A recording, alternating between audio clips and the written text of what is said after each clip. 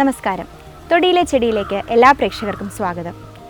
നമുക്ക് വളരെ സുപരിചിതമായൊരു സസ്യത്തിനെയാണ് ഇന്ന് നമ്മൾ പരിചയപ്പെടുന്നത്, പൊന്നങ്ങാണി. അമരാന്തേസിയ കുടുംബത്തിൽപ്പെടുന്ന ഈ സസ്യത്തിൻ്റെ ശാസ്ത്രീയ നാമം ആൾട്ടർനാന്തറ സെസിലിസ് എന്നാണ്. നമ്മുടെ നാട്ടിടവഴികളിൽ ധാരാളമായി കണ്ടുവരുന്ന ഈ സസ്യം നിലം പറ്റി വളരുന്നൊരു സസ്യമാണ്. അപൂർവമായി മാത്രമേ ഇത് മുകളിലേക്ക് ഉയരാറുള്ളൂ. ഇതിൻ്റെ തണ്ടിന് ഇളം പച്ച നിറമാണ്. ഇലകൾ ഏകദേശം 3 മുതൽ 5 സെൻറ്റിമീറ്റർ വരെ നീളത്തിൽ ദീർഘവൃത്താകൃതിയിൽ കാണപ്പെടുന്നു. ഇലകളുടെ അഗ്രഭാഗം കൂർത്തിരിക്കുന്നു. എല്ലാ ഇലഞ്ഞെട്ടിൽ നിന്നും പൂവുണ്ടാകുന്നു എന്നത് ഈ സസ്യത്തിൻ്റെ ഒരു സവിശേഷതയാണ്. ഇതിൻ്റെ തന്നെ ഒരു വെറൈറ്റി അല്ലെങ്കിൽ വ്യത്യാസത്തിൽ കാണുന്നൊരു സസ്യമാണ് ശീമ പൊന്നാങ്കണ്ണി. ഈ 2 സസ്യങ്ങൾക്കും ഒരേ ഗുണങ്ങളാണ് കാണപ്പെടുന്നത്.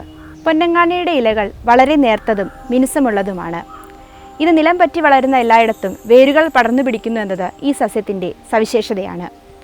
ഇതിൻ്റെ പൂക്കൾക്ക് വെളുത്ത നിറമാണ്. ഇലഞ്ഞെട്ടിലുണ്ടാകുന്ന പൂക്കൾ വളരെ മിനുത്തതുമാണ്.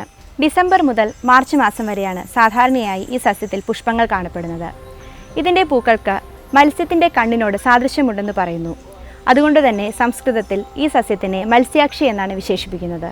കാടുപോലെ ധാരാളമായി വളരുന്ന ഈ സസ്യം ചില സ്ഥലങ്ങളിൽ ഔഷധാവശ്യങ്ങൾക്കായി കൃഷി ചെയ്തുണ്ടാക്കുന്നുമുണ്ട്. ആന്ധ്ര, കർണാടക തുടങ്ങിയ സ്ഥലങ്ങളിൽ ഭക്ഷ്യാവശ്യങ്ങൾക്കായും പൊന്നങ്ങാണി ഉപയോഗിച്ചു വരുന്നു. വളരെയധികം ശീതഗുണമുള്ള ഈ സസ്യം മൂത്രളമാണ്. കൂടാതെ ശരീരത്തിൽ തണുപ്പുണ്ടാക്കുന്നു. വിരേചനമായിട്ടും ഈ സസ്യം പ്രവർത്തിക്കുന്നു. കരോട്ടിനോയിഡ്സ്, ട്രൈടർപ്പീൻസ്, സാന്തോൺ തുടങ്ങിയവയാണ് ഇതിലെ പ്രധാന രാസഘടകങ്ങൾ. ശീതഗുണമുള്ളതുകൊണ്ട് തന്നെ ഇത് കണ്ണിന് വളരെ നല്ലതാണ്. നാട്ടിൻപുറങ്ങളിൽ കൺമഷി ഉണ്ടാക്കുന്നതിനായിട്ടും ഈ സസ്യം ഉപയോഗിക്കാറുണ്ട്.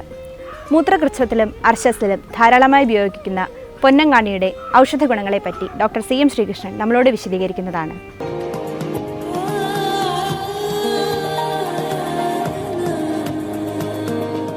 ഈ പൊന്നങ്ങാണി പ്രമേഹത്തിന് നല്ലതാണ്, കണ്ണിന് നല്ലതാണ്, അതുപോലെ ഈ വയറിന് നല്ലതാണ്.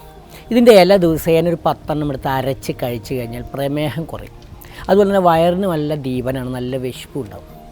പിന്നെ ഇതിൻ്റെ ഈ പൂവ് ദിവസേന ഈ നെയ്യിൽ ചാലിച്ചിട്ട് അകത്തേക്ക് കഴിച്ചാൽ ഈ കണ്ണിന് ദൃഷ്ടിയുടെ ബലം നല്ലോണം കൂടും. പ്രത്യേകിച്ച് ഈ പവർ കൂടിയ കുട്ടികൾക്കൊക്കെ അല്ലെങ്കിൽ പവർ കൂടിയ ആൾക്കാർക്ക് അതിൻ്റെ പവർ കുറയ്ക്കാൻ ഇതിൻ്റെ ഇല ദിവസേന ചിലപ്പോൾ ക്യാരറ്റ് കൂടി ചേർത്ത് കൊടുക്കാറുണ്ട്. പണ്ട് ക്യാരറ്റ് ഇവിടെ കിട്ടാറില്ലാത്ത കാലത്ത് ഇത് മാത്രം നെയ്യിൽ ചാലിച്ച് കൊടുക്കായിരുന്നു.